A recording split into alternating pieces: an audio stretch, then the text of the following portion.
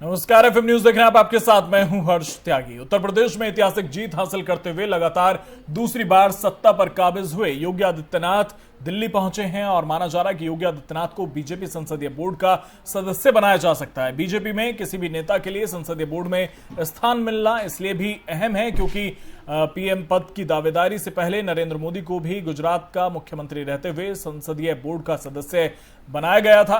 योगी आदित्यनाथ से पहले शिवराज सिंह चौहान को भी इस टीम में शामिल किया जा चुका है।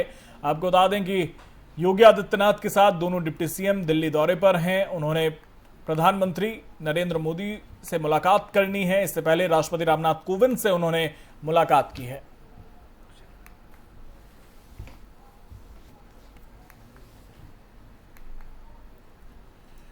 और इसी पर ज्यादा जानकारी के साथ कार्यकारी संपादक अक्षय राय हमारे साथ जुड़ गए हैं।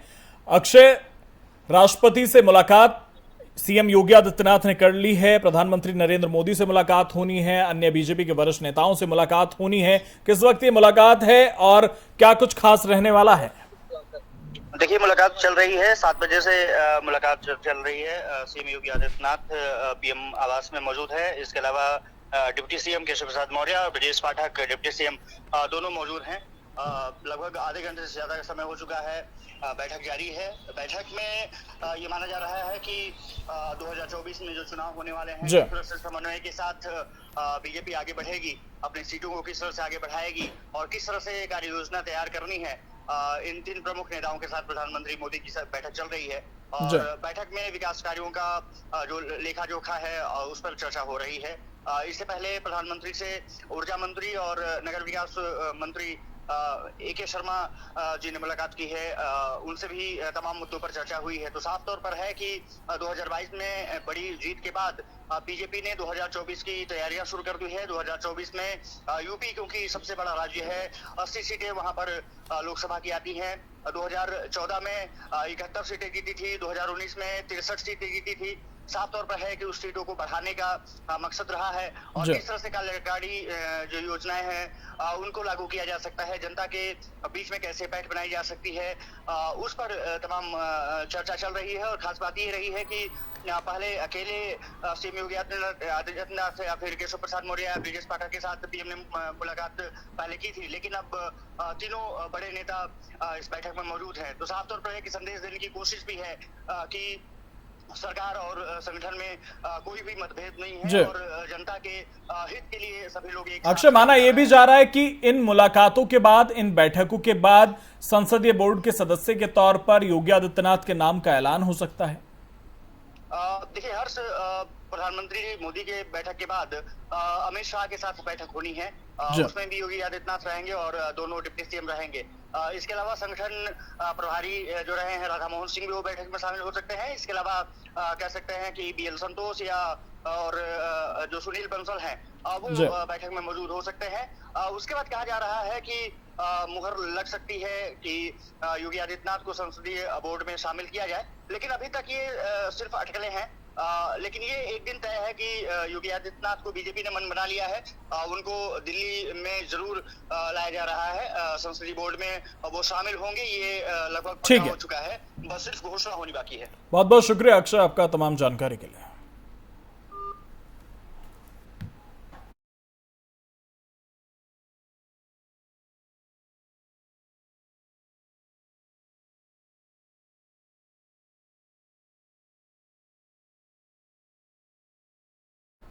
शिवपाल यादव के बाद आजम खान के खेमे से अखिलेश यादव के खिलाफ बगावत की आवाज उठी है। उत्तर प्रदेश के रामपुर में आजम खान के समाजवादी पार्टी कार्यालय में हुई बैठक में आजम के मीडिया प्रभारी फसाहत खान उर्फ शानू ने सपा अध्यक्ष अखिलेश यादव पर जमकर हमला बोला। उन्होंने कहा कि मुख्यमंत्री योगी आदित्यनाथ ने कहा था कि अखिलेश नहीं चाहते कि आजम खान जेल से बाहर आए। ये बात सही है। उन्होंने अखिलेश पर आरोप लगाते हुए कहा कि अखिलेश यादव ने आजम खान की बलि दे दी है। उन्होंने कहा कि बीजेपी से हमारी क्या दुश्मनी थी, लेकिन अखिलेश ने हमें बीजेपी का दुश्मन बना दिया। वे एक बार भी आजम खान से मिलने सीतापुर जेल नहीं गए। चुनाव में जो 111 सीट आई हैं वो हमारी वजह से आई हैं, फिर भी अखिलेश हमारे नहीं हुए।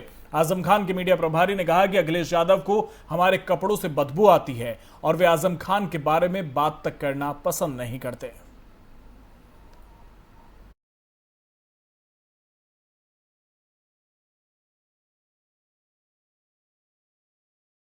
बीजेपी अपने स्थापना दिवस और अंबेडकर जयंती के उपलक्ष्य में सामाजिक न्याय पखवाड़ा मना रही है और इसी के तहत पार्टी के प्रदेश अध्यक्ष स्वतंत्र देव सिंह ने पार्टी के प्रदेश मुख्यालय में मीडिया से वार्ता की। जल शक्ति मंत्री स्वतंत्र देव सिंह ने सोमवार को बीजेपी की गरीबों तथा दलितों की कल्याण की योजनाओं को गिनाने के साथ सरकार की उपलब्धियों पर भी प्रकाश डाला। के लिए उत्तर प्रदेश के मुख्यमंत्री योगी जी निरंतर प्रयास कर रहे हैं और जल मंत्रालय भी प्रयास कर रहा है। जल जीवन मिशन आज देश व प्रदेश के विकास को एक नई गति दे रहा है। पिछले 3 वर्षों से भी कम समय में जिस प्रकार से घरों में नल से जल पहुंचा है, वह जन आकांक्षाओं और जन भागीदारी की एक बड़ी मिसाल है। बजट 2022-23 में हर घर नल से जल योजना के तहत देश के 3 करोड़ 80 लाख घरों को लाभान्वित करने के लिए 60,000 रुपए आवंटित किए गए। इंटरनेट मीडिया पर सरकारी कामकाज के बढ़ते प्रचलन के बीच खतरा भी बढ़ा है। उनके हैक होने के मामले भी बढ़ते जा रहे हैं। उत्तर प्रदेश के सीएम ऑफिस के ट्विटर हैंडल हैक करने के 48 घंटे बाद हैकर्स ने यूपी गवर्नमेंट के ट्विटर हैंडल को हैक कर लिया। अब शासन प्रशासन में खलबली मची है।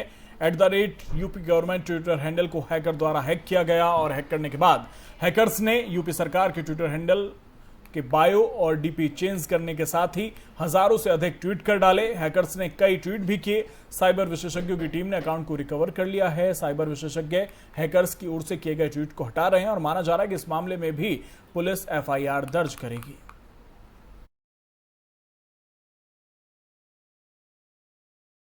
प्रदेश में योगी सरकार के पार्ट 1 में 4 जिलों में पुलिस कमिश्नरेट सिस्टम परिणाम मुख्यमंत्री योगी आदित्यनाथ को संतुष्टिजनक लगा है और नतीजतन अब 4 और जिलों में पुलिस आयुक्त प्रणाली लागू करने की तैयारी है। माना जा रहा है कि आगामी कैबिनेट की बैठक में इस फैसले पर मुहर लग जाएगी। जिन जिलों में पुलिस आयुक्त प्रणाली लागू होने की बात कही जा रही है उनमें गाजियाबाद, मेरठ, गोरखपुर और प्रयागराज शामिल हैं। गाजियाबाद समेत 4 और जिलों में पुलिस कमिश्नरी लागू होने की बात पर इसलिए भी चर्चा है क्योंकि बीते दिनों गाजियाबाद के SSP के निलंबन के बाद अब तक वहां स्थायी कप्तान की तैनाती नहीं की गई है।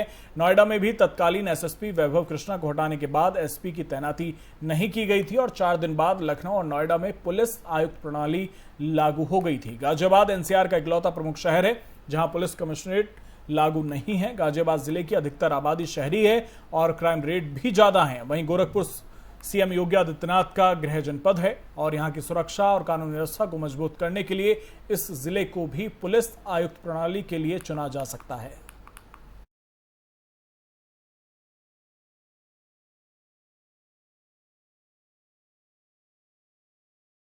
लगातार बढ़ रहे पेट्रोल डीजल की महंगाई को देखते हुए सक्षम संस्था के बैनर तले इंडियन ऑयल की तरफ से कार्यक्रम का आयोजन हुआ। आपको बता दें कि इंडियन ऑयल का तेल बचाओ अभियान आज से राजधानी के इंदिरा गांधी प्रतिष्ठान में शुरू हुआ। वहीं ये कार्यक्रम योगी सरकार के मंत्री स्वतंत्र देव सिंह के नेतृत्व में हुआ। वहीं इंडियन ऑयल का ये अभियान कार्यक्रम 11 अप्रैल से 30 अप्रैल तक चलेगा। वहीं कार्यक्रम में मुख्य अतिथि के रूप में जल शक्ति मंत्री स्वतंत्र देव सिंह मौजूद रहे। इस कार्यक्रम का उद्देश्य आने वाले समय में ईंधन की कमी को कैसे पूरा किया जाए, इसको लेकर कार्यक्रम आयोजित किया गया।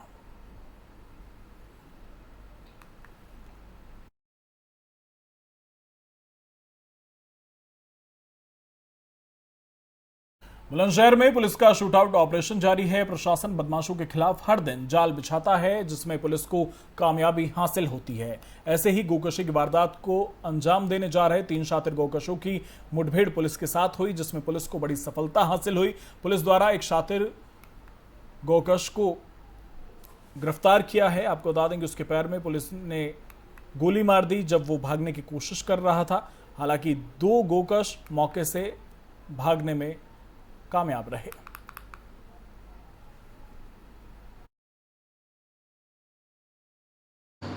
बीती रात थाना गुलावटी क्षेत्र के नथुगढ़ी गांव की सीमा में एक पुलिस मुठभेड़ में गोकशों के साथ जो हुई थी, एक शातिर गोकश फरियाद जिसके विरुद्ध आधा दर्जन से अधिक पुराने मुकदमे गैंगस्टर सहित आदि दर्ज हैं, मुठभेड़ में क्रॉस फायरिंग में घायल हुआ है और इसके कब्जे से तमंचा, कारतूस, मोटरसाइकिल, गोकशी के उपकरण जिसमें 2 बड़े छुरे, रस्सी, सुम्मी, बांका, बोरी, मीट ले जाने के बैग आदि बरामद किए गए हैं।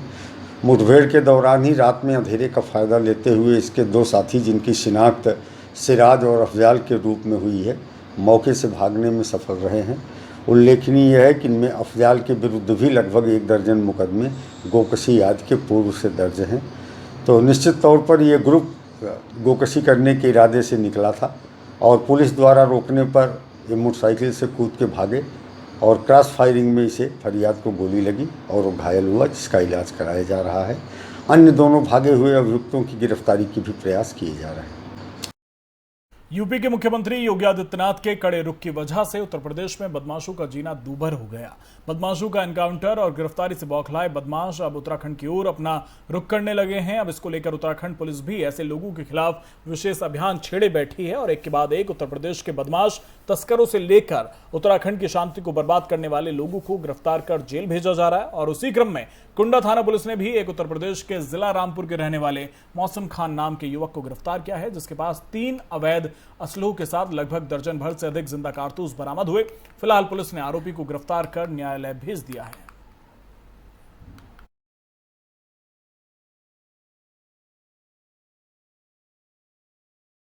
मुरादाबाद में दिल्ली रोड स्थित दिल्ली पब्लिक स्कूल में ट्रांसपोर्ट को लेकर चल रहा विवाद बढ़ता जा रहा है। आपको बता दें कि बीते दिन ही अभिभावकों ने मिलकर विरोध प्रदर्शन किया था और हंगामा किया था। प्रदर्शन इस हद तक बढ़ गया कि मामला थाने में पहुंच गया। वहीं अभिभावकों ने मिलकर प्रिंसिपल, वाइस प्रिंसिपल और मैनेजमेंट के खिलाफ धोखाधड़ी की रिपोर्ट दर्ज कराई थी। तो वहीं उसी को लेकर सभी अभिभावक पेरेंट्स स्कूल ऑफ एसोसिएशन के सभी पदाधिकारी कार्यकर्ताओं के साथ कलेक्ट्रेट पहुंचे, जहां पर उन्होंने धरना प्रदर्शन करते हुए एक ज्ञापन जिलाधिकारी को सौंपा है। हम लोग Moradabad parents of all school के सब लोग मेन कोर मेंबर्स हैं। हम लोग जिलाधिकारी मुरादाबाद महोदय के पास आए थे क्योंकि मुरादाबाद में दिल्ली पब्लिक स्कूल के नाम से एक स्कूल चल रहा है। स्कूल में बहुत अनियमितता पाई जा रही है, अभिभावकों की लगातार शिकायतें आ रही हैं। 1 अप्रैल 2022 से स्कूल मैनेजमेंट ने स्कूल को रीओपन कर दिया, बट किसी भी तरीके की ट्रांसपोर्ट की सुविधा पेरेंट्स को उपलब्ध नहीं कराई बच्चों के लिए। दिल्ली पब्लिक स्कूल शहरी सीमा से करीब 7-8 किलोमीटर दूर है। तो अभिभावकों को काफ़ी जब भारी परेशानी आई तो स्कूल में पहुंचे, वहाँ पे उन्होंने इस बात की शिकायत करी। तो 1-2 दिन का आश्वासन मिला कि हम चालू कर देंगे। उसके बाद भी चालू नहीं हुई। तो उसके बाद सभी लोगों ने वहाँ हंगामा किया, अभिभावकों ने हमें भी शिकायत करी कि ऐसे ऐसे मामला है। तो उसकी और गहनता से जांच करी गई तो ये पता लगा कि DPS मुरादाबाद की जो फ्रेंचाइजी है वो 31/3/2022 को समाप्त हो चुकी है और DPS सोसाइटी की जो वेबसाइट है उस पर DPS मुरादाबाद का नाम भी नहीं है। इसको लेके हमने आज जिलाधिकारी मुरादाबाद महोदय को हमने ज्ञापन दिया है। शासन से एक तरफ एक आदेश आया है कि 2 साल से भी पुलिस रुकी हुई थी, अब बढ़ाने का आदेश आए हैं कि इस पर जो है महंगाई को लेकर के कितना जेब पर प्रभाव पड़ेगा। बड़ा आश्चर्य हुआ जब ये 2 दिन पहले फीस बढ़ाने का एक आदेश उत्तर प्रदेश सरकार द्वारा कर दिया गया, क्योंकि 7 जनवरी को एक आदेश किया था जिसमें फीस बढ़ाने को रोक लगा दी गई थी कोरोना के देखते हुए और वित्तीय संकट को अभिभावकों के साथ देखते हुए रोक लगा दी गई थी। लेकिन स्कूल एसोसिएशन द्वारा माननीय उच्च न्यायालय में एक PIL दाखिल करी गई थी इसमें। तो इलाहाबाद हाईकोर्ट के माननीय जस्टिस ने यूपी गवर्नमेंट से ये निर्देश दिया था कि आप इस पर पुनः विचार करें। तो DPS के प्रकरण को लेकर मिले DM साहब से, उन्होंने क्या आश्वासन दिया? DM साहब ने ये कहा है कि हम लोग ट्रस्टीज़ को बुला के बात कर रहे हैं। ट्रस्टीज़ के अलग अलग गुट हैं, एक गुट को बुला के बात करी है, दूसरे गुट को बुला के बात कर रहे हैं। हम कोशिश कर रहे हैं कि सारे ट्रस्टीज़ को एक बैनर पर लेकर आएँ और स्कूल को किसी तरीके से सुचारू रूप से चलाने की कोशिश करें। हमने ये कहा कि सर आप इसको अपने एडमिनिस्ट्रेटिव पावर्स में ले लीजिए, आप जिलाधिकारी मुरादाबाद के जिलाधिकारी हैं। तो उन्होंने कहा कि हम पहले प्रयास करेंगे किस तरीके से कि कानूनी इसमें जो प्रक्रिया पालन हो पूरा कैसे करके, अगर स्कूल की फ्रेंचाइजी DPS से ख़त्म हो गई है अगर और CBSE से भी ख़त्म हो गई है तो पहले CBSE से इसकी फ्रेंचाइजी करा दी जाए, CBSE से इसकी मान्यता करा दी जाए, जिससे ये शैक्षिक वर्ग छात्रों का खराब ना हो। हम लोग मुरादाबाद पेरेंट्स ऑफ ऑल। फिलहाल मेरे साथ इतना ही। बने रहिए FM न्यूज़ के साथ। नमस्कार।